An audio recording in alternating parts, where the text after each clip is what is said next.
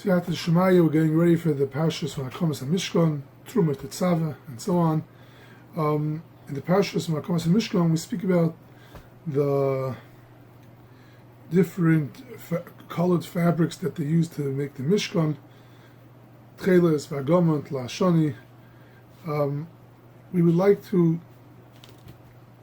spend time a little bit on the topic of Argaman,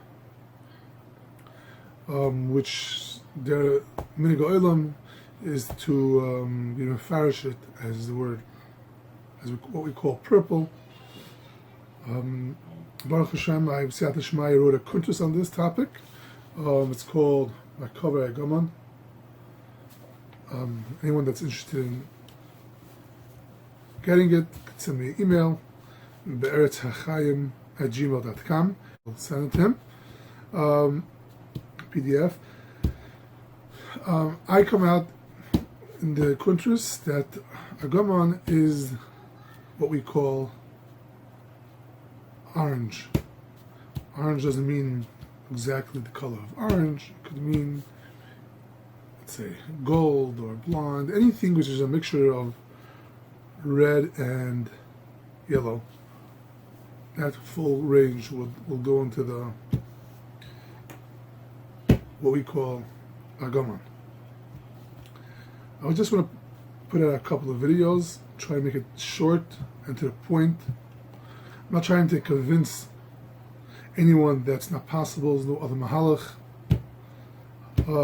That's too big of a job to do. Not because I don't have the capabilities of proving it. I think there's enough to prove it. Lani is the idea, obviously.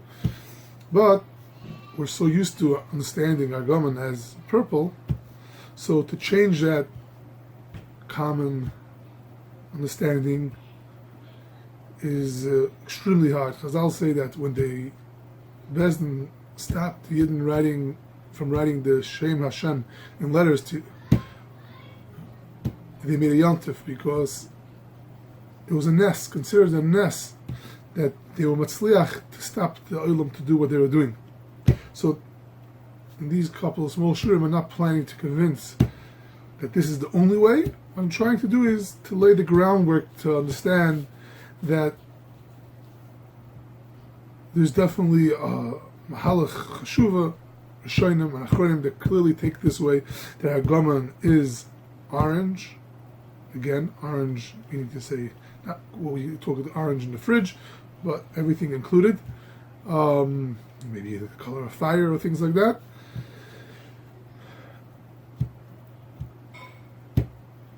We're going to try to prove that there is a very stark tzad to say this, Rishonim, Achronim, and it's built on the Parshas of Chazal, many different places, even in Tanakh, would seem to point in this direction.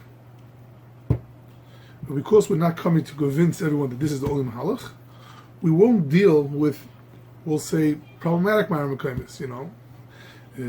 Some maramakimis we might have to explain. Some achronim we might have to explain. See if we could explain. But that's not the purpose of this year. We're not trying to come to say that this is the only way. We're trying to come to lay the groundwork that this is a starker mahalach, which has to be taken seriously.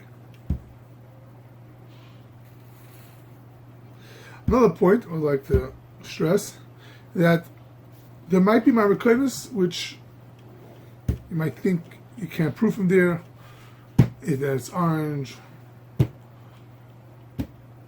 but at least many of the maramakimis which you can't prove, let's say you can't prove that it's orange, but it's definitely clear that it's not what we are used to calling purple. So that itself is a starke nekuda. I'd like to get that message clear also. Like we said, one of the reasons why it's hard to adapt such a shit that Argaman is orange is because of what we're used to.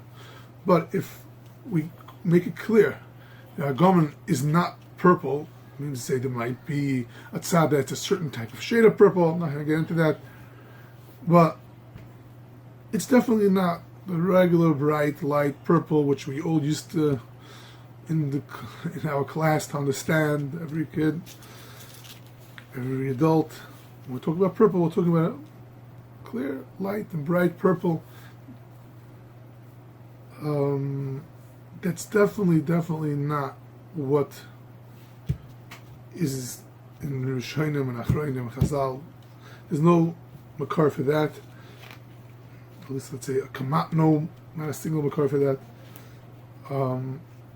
So just undoing that is a very big te'elis to get clear that it's not what we used to. Once we get clear what's not what it's used to, we might be open to trying to clarify so what it is if it's not what we're used to. That's number one. Number two is just at least it's better to not know than know the wrong thing. So even if we're not the American then not clear that what it is, but if it teaches us that what we know is wrong, then it's also is at least the davar chashuv. We'll try to make it clear, 2 or 3 shiurim, not sure, and try to get short. Obviously, that's relative. So let's start. Now, the first thing is, where do we come to understand that Argaman is purple? Where does that come from? It's not a new thing, actually. We find in Targum Shivim that Argaman is the Targum of Argaman is purpura, and many years ago we'll find the word purpura many times associated with Argaman. Purpura, purple, sounds the same.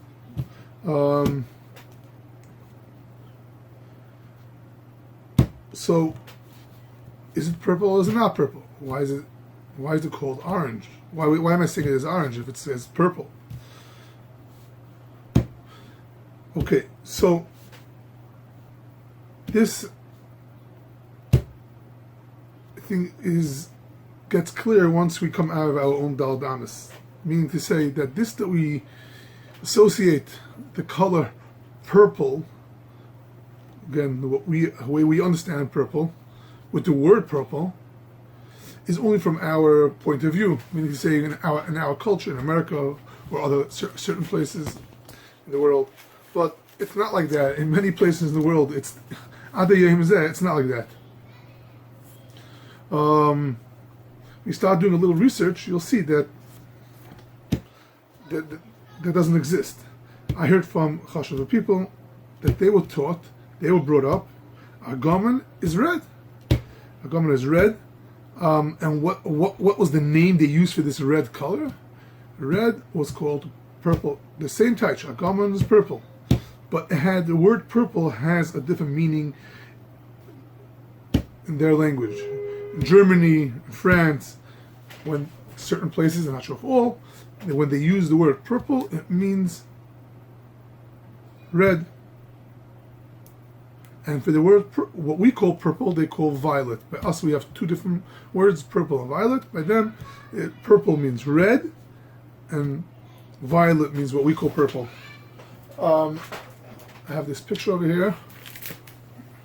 You see, this is what we call the red light, the crimson color. It says under over here, the coat of arms of the Sablon quarter of the French city of Metz. The French and Germans called this background color purpura or purple, while the Americans and British call it crimson. So here we go. Regular red color. And by them, this is called purple. When they say Argaman next week, in the Parshas Truma, they'll be saying purple and referencing to this color. So, there we go. So, it's purple. Yeah, it's true, it's purple, but purple is associated with different colors. That's number one. I spoke to someone, his name was Yitzchak Yaakov Haberfeld. He, a very old man. He lived in Preshburg before the war. I asked him how they teach the word purple, so he said they teach it purpurite, purple red. Not just the name purple, purple red. When the Tves Yisroel says it, the meaning was Purpurete, Sham Shafal Hirsch, the Tolas Yitzhak and the Yishalmi, they say it means purple red. So, again, it's a different taich than we're taiching it. We taich it purple, they taich purple red. So they obviously what purple red means exactly. I think it meant to say like crimson. I'm not sure. A dark. I think it was dark purple, a dark red, but definitely is not like we seem to understand usually. Now, actually, the word purple we find associated with different colors in a few different places. Okay, so for red, many Rishonim say that Argaman is red, as a type of red, but we can be down in that. But it's clear, at least from what we just saw, that the word purple is associated with red in other places in the world. Purple, well, again, we associate purple with purple. The Makar Chaim and Archaim Simiyot Ches also associates purple with, seems to be calling purple the way we understand purple. Yeah. So that's red and purple. Blue. The Ravya says that it brings on Yishalmi, ben tchelas lakarti, ben purpurin leprefinen. So he associates the word tchelas, blue, with the word purple, purpurin.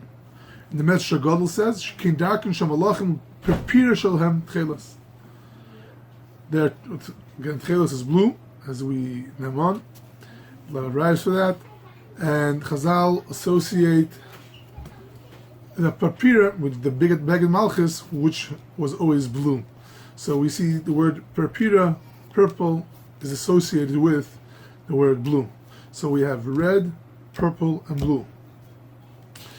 And orange, actually, I found an amazing marmokim for this.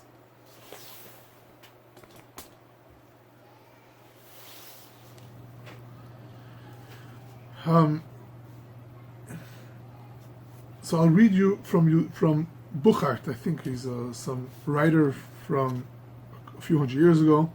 He collected a lot of writings and poets from like 2,000 years ago, if I'm correct. And over there, I went through what he brings down. We see a lot of association between purple and the color of the sun when it sunrise and sunset. Now, on a normal day, when you go to the sunset and sunrise, most of the time it's a strong, fiery orange color. So let's see what he writes. Which is why the poets call whatever is purple, such as the sun and dawn. Between, then he brings someone else writes, between the purple suns and white stars of the moon, calls the purple suns. The sun is purple. The golden light reddening with purplish purple would rise. Talking about the sun, how it gets redder and purplish. Sunrise. He brings from other places. Which color is usual for clouds struck by the blow of the opposing sun of the purple dawn, or of the purple dawn, as the sky is wont to become purple when dawn first appears. By dawn, the sky becomes purple. Again, that's from the sun reflecting on the sky, orange. The sun would wish to remove the yoke from his purple steeds. Again, talking about the rays of the sun, as far as I understand it, which is orange. There's actually Makarios and Chazal that the sunset and sunrise is orange. Maybe we'll get to that later. Okay, so here we have a whole bunch of poets from a couple of thousand years ago that are associating the sunset and sunrise and the sunshine with the word purple. And this was the normal thing, self-understood. doesn't have any explanation. Only way to understand it is if the word purple was used for orange. Now, actually, we find this. I haven't.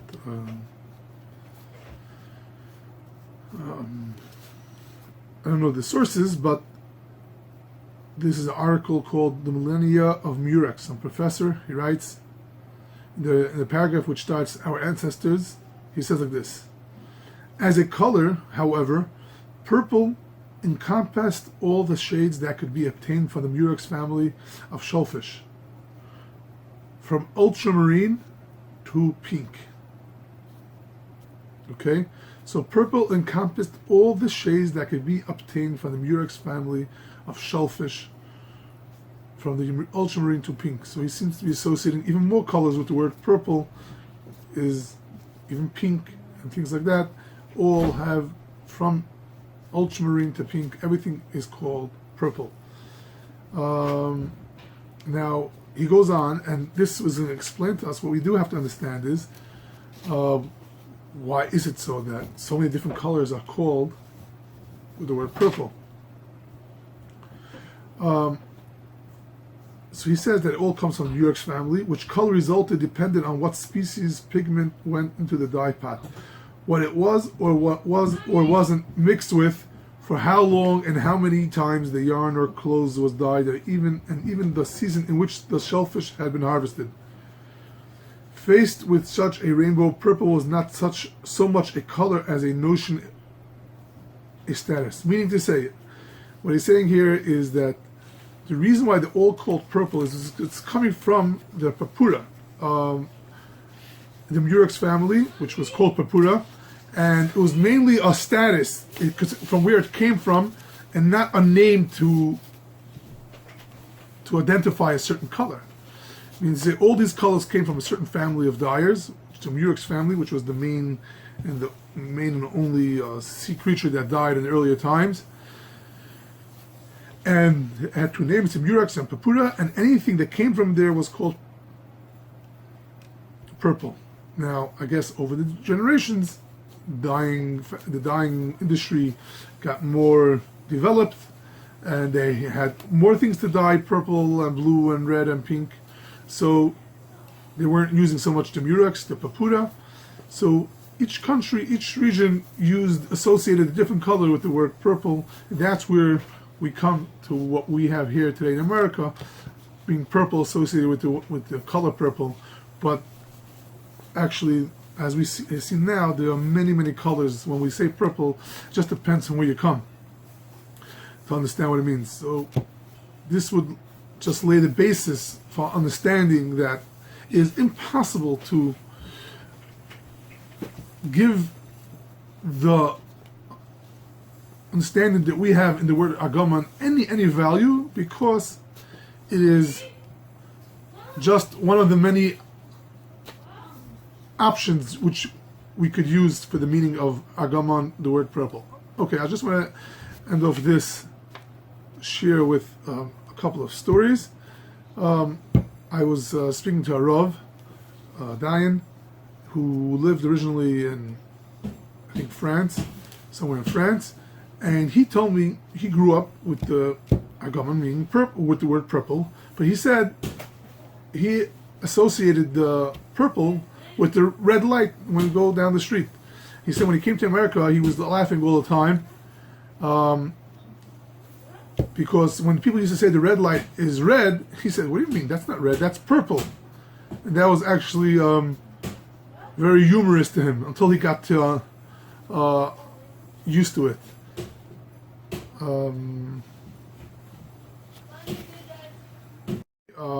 I was speaking to Chashav Manal of a Talmud Torah, so it's Bucky and Shas.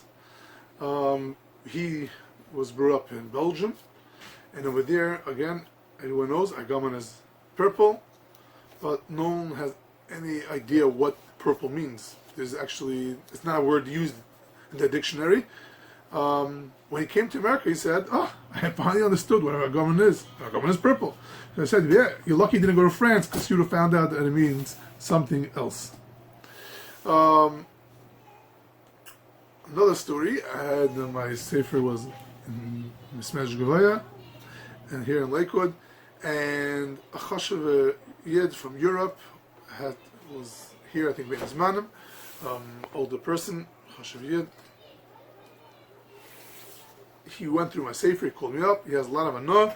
He says, one time I have that you say in Europe they call purple as red. That's not true. I'm from there, and I never heard about that.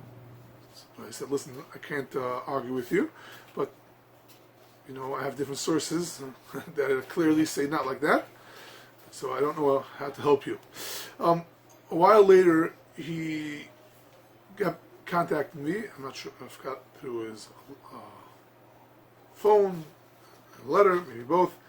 And he says he wanted to tell me that I was right. He did his further information when he came back to Europe, and there are places out there that Argaman, that purple is associated with the color red. So that's very, very, very important to know this idea that from the word purple, there's nothing to learn. It has absolutely no value, no meaning. It shouldn't be any source of explanation to what the Torah means. I end up with the last story. I was one day eating breakfast in Yeshiva, Spanish Gavaya, here in Lakewood, and a man comes over to me and he says, it says in the Parshas by Yosef, Parah had the Cholon, V'yachlam shenis v'hinei sheva shabalim oilens b'kona echad shabalim. Sheva shabalim dakis shtufos. He says, what is shabalim? I said, I don't know. I have no clue what shabalim. So he tells me, you know what it is? It's corn. I'm like, corn? That's extremely odd because corn is relatively new. Comes from America, as far as I remember. So I said, how do you know? Who told you this? He said, he heard from the Mashgiach, Shabrafu Shleim, Matasil Salman. And that was extremely, extremely weird to me. I couldn't figure that out. I said, maybe he had some chazal? I don't know, but corn is a relatively new thing.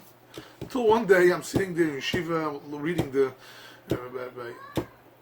Siddur, I'm eating over the cereal, and I read the back of the cereal box that in Europe, grain is called corn. The word for grain, all different types of grain, wheat, barley, wheat, and whatever, everything else, felt, and all the different grain is called, in Europe they call it corn. And I said, oh, here we go. The Mashgiach, Shavrafu Shalem, he comes from Europe. In Europe, they call grain corn. So when he gave a shiur here in Lakewood, New Jersey, he said shibolim corn, but he didn't mean what we call corn. He meant to say what in his language, English in Europe, is called grain.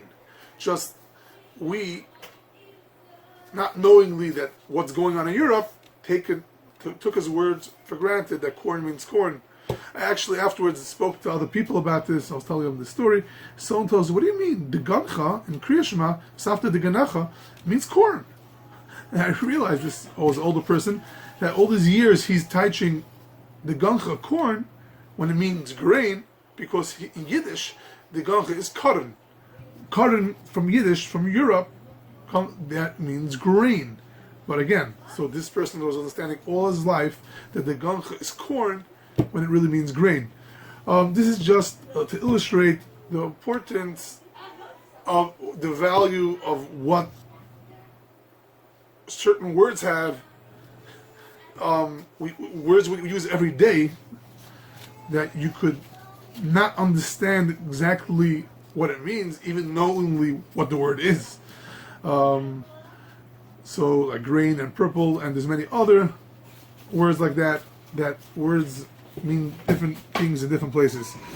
I'll just end off with what I heard from the Mechaber Sefer Meleches HaMishkan, the Kelev of Rabbi Myers, that Argaman Chanukah Yasser Zatzal told him to teach his Melamed Tanaikus. He told him to teach that Argaman is red, like it says in the Rambam, meaning to say, he wasn't clear exactly which red, because the Lashoni is red, but just don't teach that it's purple, because purple is not, there's no source in the Torah. There's no substantial source for this way we understand Argaman. So he said, it's like Rambam says it's red. What exactly is red? Maybe we don't know, but that's at least that's what Chaim Kanievsky told him to teach.